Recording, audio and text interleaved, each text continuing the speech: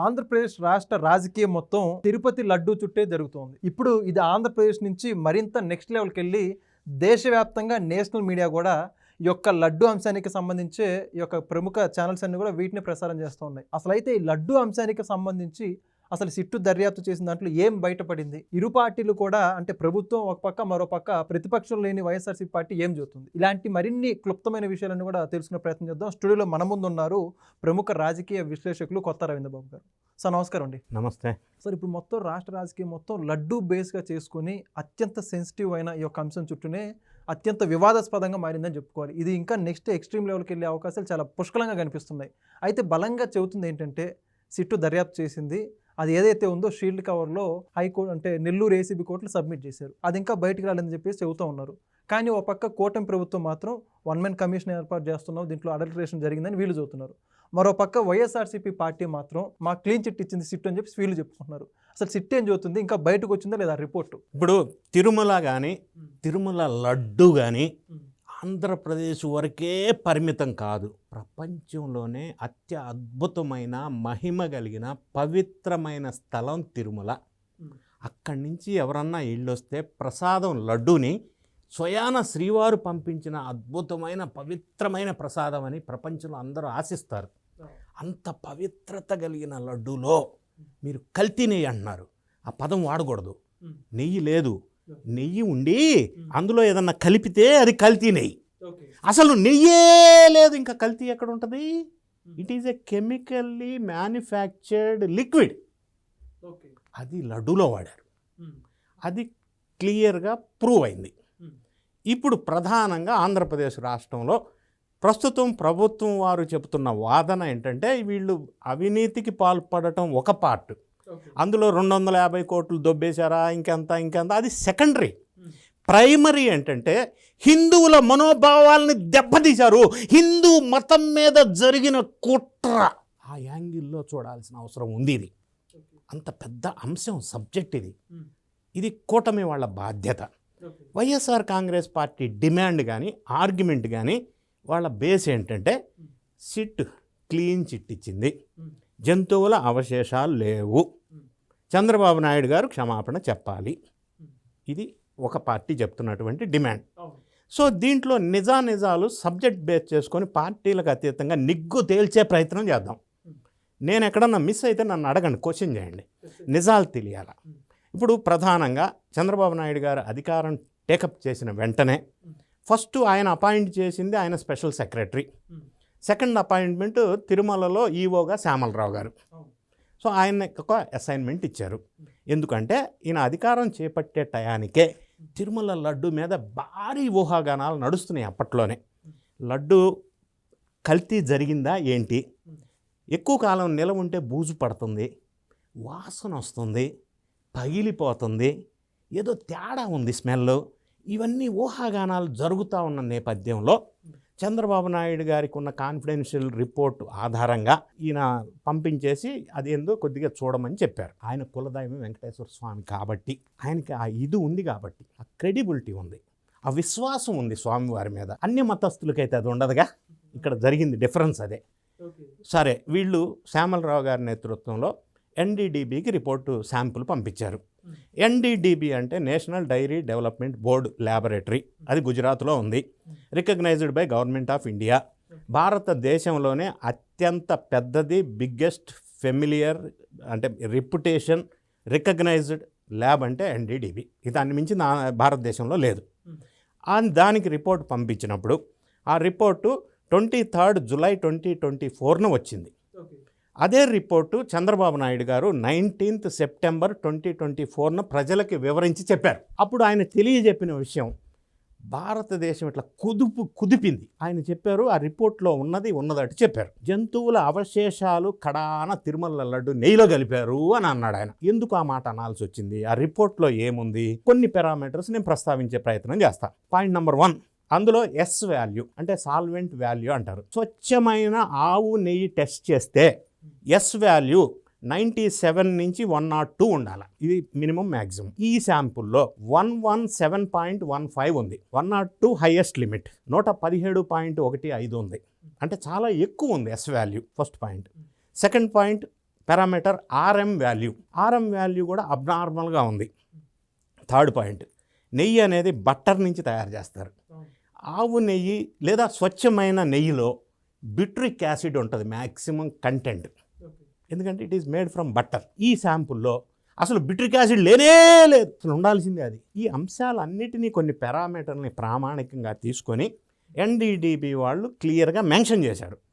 జంతువుల అవశేషాలు, గొడ్డు మాంసం, పంది మాంసం, ఫిష్ ఆయిల్, వీటి నుంచి నెయ్యి తయారు చేయబడింది, నెయ్యి లాంటి లిక్విడ్ సస్పెక్టెడ్ యానిమల్ ఫ్యాట్ అని రాసి వాళ్ళు రిపోర్ట్ ఇచ్చారు. నిన్న వైవి సుబ్బారెడ్డి గారు మీడియాతో మాట్లాడుతూ అది సస్పెక్టెడ్ యానిమల్ ఫ్యాట్ అని 2 సార్లు అన్నాడు, 3 సార్లు అండర్లైన్ చేసి. అది వాళ్ళు రాసిన మాట. ల్యాబ్ రిపోర్ట్ ఎప్పుడైనా ఎక్కడైనా అంతే ఉంటుంది. బేస్డ్ ఆన్ సర్టన్ పారామీటర్స్ వాళ్ళు కంక్లూజన్ ఇస్తారు, ఎస్ వీటి వల్ల ఇది ఉండే అవకాశం ఉంది అని. So they confirm that it was prepared from the animal fat.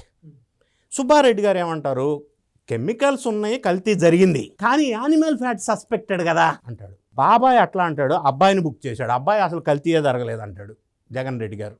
ఎందుకు ఈ డిఫరెన్స్ అంటే, జగన్ రెడ్డికి ఎవడైతే గైడ్ చేశాడో, స్క్రిప్ట్ ఇచ్చాడో, ఆ పెద్ద మనిషి ఆలోచన ఏంటంటే, ఇది ఒకటి ఎన్డీడీబీ రిపోర్ట్ కాకుండా ఎన్డీఆర్ఐ రిపోర్ట్ ఒకటి సిట్టు వాళ్ళు సేకరించారు.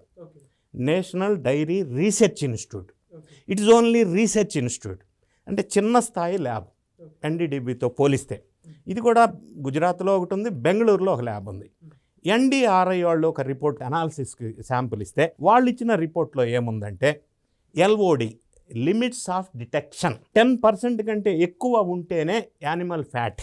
మేము డిటెక్ట్ చేయడానికి మా దగ్గర ఉన్న ఎక్విప్మెంట్స్, ఇన్స్ట్రుమెంట్స్ మేము కనిపెట్టడానికి సాధ్యమయ్యేది, కానీ 10% కంటే తక్కువ ఉంటే లిమిట్స్ ఆఫ్ డిటెక్షన్, మేము మా దగ్గర ఉన్న ఎక్విప్మెంట్స్ సరిపోవు, మేము డిటెక్ట్ చేయలేము అని అన్నారు. అంటే ఇంకా తక్కువ 10% కంటే తక్కువ ఉంటే వీళ్ళ దగ్గర గ్యాస్ క్రోమిటోగ్రాఫ్ లాంటి ల్యాబ్ ఎక్విప్మెంట్స్ ఉండాలి. వాళ్ళ దగ్గర ఆ వ్యవస్థ లేదు, చిన్న స్థాయి ల్యాబ్.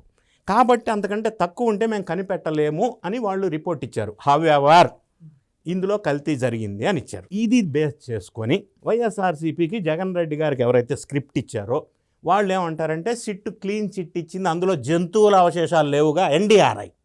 మరి వాట్ అబౌట్ ఎన్డీడీబీ? ఓకే, నా నెక్స్ట్ క్వశ్చన్. వైవి సుబ్బారెడ్డి గారు దేవస్థానం అధ్యక్షులుగా ఉన్న సందర్భంలో, జగన్ రెడ్డి గారు సీఎంగా ఉన్న సందర్భంలో ఒక ల్యాబ్ రిపోర్ట్ వచ్చింది, CFTRI, central food technical research institute. CFTRI report May 15, 2022లో వచ్చింది. అందులో క్లియర్గా ఎన్డీడీబీ వాళ్ళు చెప్పిందే చెప్పారు. వాళ్ళు యానిమల్ ఫ్యాట్ ఉంది, ఇది పూర్తిగా లిక్విడ్ నెయ్యి కాదు, కెమికల్స్తో తయారు చేసిన లిక్విడ్ అని. ఆ రిపోర్ట్ని ఏం చేశారు, ఏమి చర్యలు తీసుకున్నారు, ఆ రిపోర్ట్ ఆధారంగా వీళ్ళు ఏం చర్యలు తీసుకున్నారు, ఎందుకు రిపోర్ట్ చప్పుడు చేయకుండా దాచిపెట్టారు, ఎందుకు ఆ రిపోర్ట్ ఆధారంగా కాంట్రాక్టర్ని, సప్లయర్ని మార్చలేదు, దీన్ని ఏ విధంగా అర్థం చేసుకోవాలా? నా నెక్స్ట్ క్వశ్చన్. వైవి సుబ్బారెడ్డి గారు చైర్మన్గా ఉన్నప్పుడు బోర్డు రిజల్యూషన్ నంబర్ 371, ఆ రిజల్యూషన్లో వీళ్ళకి అనుకూలమైన కల్తీ నెయ్యి లేదా కెమికల్ లిక్విడ్ సప్లై చేయటం కోసం వాళ్ళకి సూటబుల్గా ప్రొక్యూర్మెంట్ రూల్స్ అండ్ రెగ్యులేషన్స్ ఎందుకు మార్చారు? మారిస్తే ఇంకా స్ట్రెంగ్తన్ చేయాలా, తగ్గించొద్దు కదా. జగన్ రెడ్డి గారు సీఎం అవటానికంటే ముందు చంద్రబాబు నాయుడు గారు సీఎంగా ఉన్నప్పుడు తిరుమల లడ్డూని క్వాలిటీని పెంచాలి అన్న సదుద్దేశంతో ప్రొక్యూర్మెంట్ రూల్స్ని స్ట్రెంగ్తన్ చేశారు. అది సైన్ చేసింది అప్పటి ఈవోగా ఉన్న సింఘాల్. ఆ తర్వాత కూడా ఆయన కొనసాగారు జగన్ రెడ్డి గారు వచ్చిన తర్వాత కొన్ని నెలలు. ఆ తర్వాత సబ్సిక్వెంట్లీ సుబ్బారెడ్డి గారి అధ్యక్షతలో వీటన్నిటిని స్ట్రెంగ్తన్ చేస్తే మనకి గడవదు, ఇక్కడ ఇంకా డైల్యూట్ చేయాలి, మన వాళ్ళకి ఇచ్చుకోవాలి కదా అని మొత్తం డైల్యూట్ చేశారు. 250 crores టర్నోవర్ ఉండాలా ఒక కంపెనీకి ఆర్డర్ ఇవ్వాలంటే, 150 crores ఎందుకు తగ్గించారు? ఇది నెయ్యి క్వాలిటీ పెంచే విషయమా, తగ్గించే విషయమా? 3 సంవత్సరాలు ఒక కంపెనీ ఎగ్జిస్టెన్స్లో ఉండాలి, 1 సంవత్సరం ఉంటే సరిపోద్ది అన్నారు. అది ఏ విధంగా నెయ్యి క్వాలిటీని పెంచుతుంది? అంతే కదా. తిరుమలకి 500 kilometers డిస్టెన్స్లో ఈ సప్లై ఉండాలి మ్యానుఫ్యాక్చరింగ్ అన్నారు. 2300 kilometers బోలే బాబా డైరీ. ఎందుకు అలా చేశారు? అది అమెండ్మెంట్ ఎందుకు చేశారు? నెయ్యి ట్యాంకర్ ఏదైతే సప్లై అవుతుందో ఆ ట్యాంకర్లో నెయ్యి పాడవకుండా ఉండటం కోసం 4 degrees నుంచి 8 degrees మధ్యలో టెంపరేచర్ మెయింటైన్ చేసే ఫ్రీజర్స్ ఉండాలి. మార్చి పడేశారు.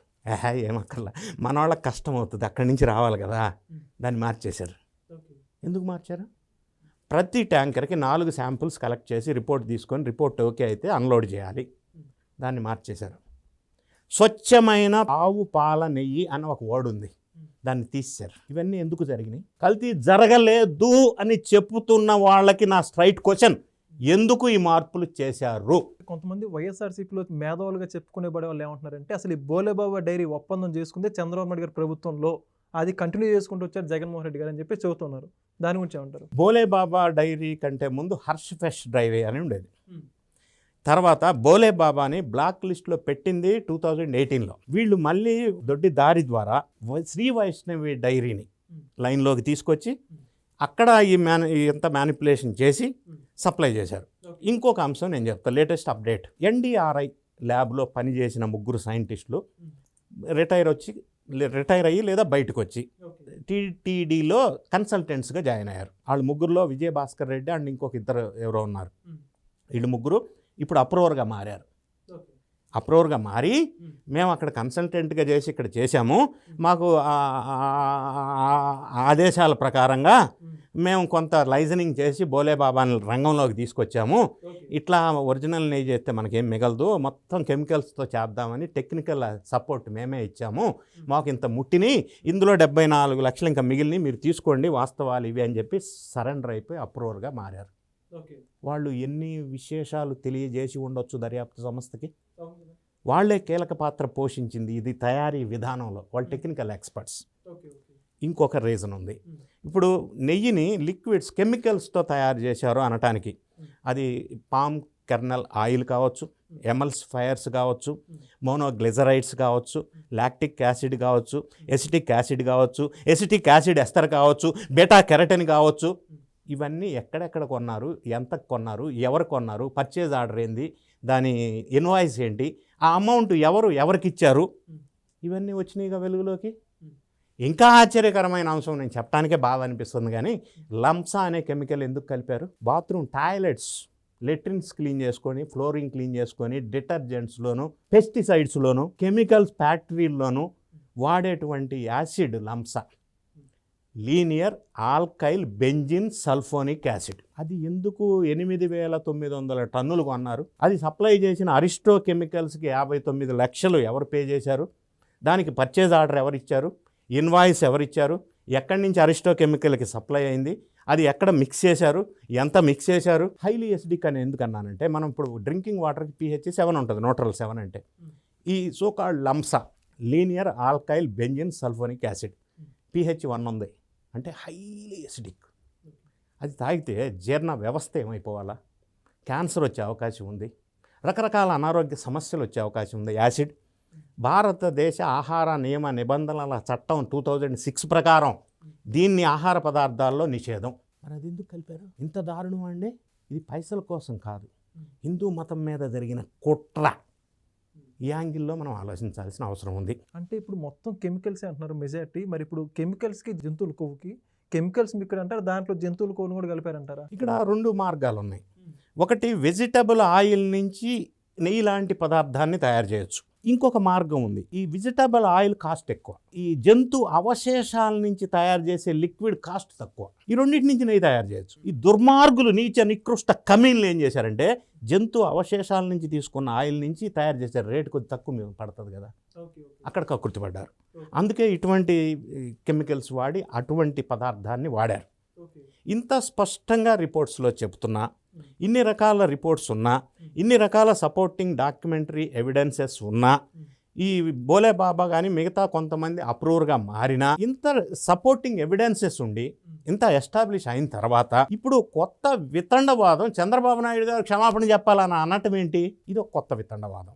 రెండోది, ప్రజలు ఏమనుకుంటున్నారంటే ఇది 250 కోట్ల లూటీ, దొంగతనం, దోపిడీ కాదు, హిందువుల మీద జరిగిన దాడిగా చూడాలి దీన్ని. ఎందుకంటే జగన్ రెడ్డి గారు అన్య మతస్థులను అక్కడ పెట్టడం, ఆయన కాలంలో 300 హిందూ దేవాలయాల మీద దాడులు జరిగిన నేపథ్యం, బ్యాక్గ్రౌండు. సో దీని వ్యవస్థనే చిన్నాభిన్నం చేయాలని కుట్ర కోణం ఉందన్న యాంగిల్లో దీన్ని ఇన్వెస్టిగేషన్ ఫర్దర్గా చేయాల్సిన అవసరం ఉంది. ఇంకొక అంశం, మీరు ఇందాక ఏదో మాట్లాడుతూ ఇంట్రోలో చెప్పారు, ఇప్పుడు కోర్టుకి సిట్టు వాళ్ళు 600 పేజెస్ ఛార్జ్ షీట్ సబ్మిట్ చేశారు. కోర్టు ఇంకా కాంగ్నిజెన్స్లోకి తీసుకుంటే వాళ్ళు ఇంకా అడగొచ్చు క్లారిఫికేషన్స్ లేదా యాక్సెప్ట్ చేయొచ్చు. ఇంకా అది వెయిట్ చేస్తున్నారు. ఈలోపే సిట్ వాళ్ళు అక్కడ సబ్మిట్ చేసిన రిపోర్టు, గవర్నమెంట్కి ఇచ్చిన 11 పేజీల రిపోర్ట్ అండ్ రికమెండేషన్స్, కొన్ని క్లారిటీస్ లేవు కాబట్టి దీన్ని తేల్చడం కోసం 1 man కమిటీ వేశారు.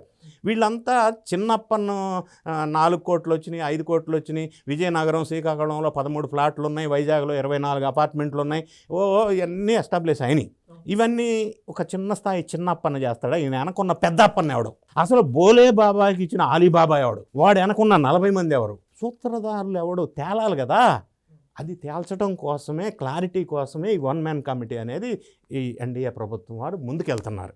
దాని ద్వారా ఇంకా క్లారిటీ వస్తుందని, మరి కోర్టు వాళ్ళు కాంగ్నిజెన్స్లోకి తీసుకుంటే ఆ రిపోర్ట్ ఏ విధంగా ఉండబోతుందని, ఇవన్నీ మనం ఇంకా అసలైన సూత్రధారుల్ని పట్టుకునే విధంగా ఇది ముందుకెళ్ళి బయటికి తీసుకురావాల్సిన బాధ్యత ఎన్డీఏ ప్రభుత్వం మీద ఉంది.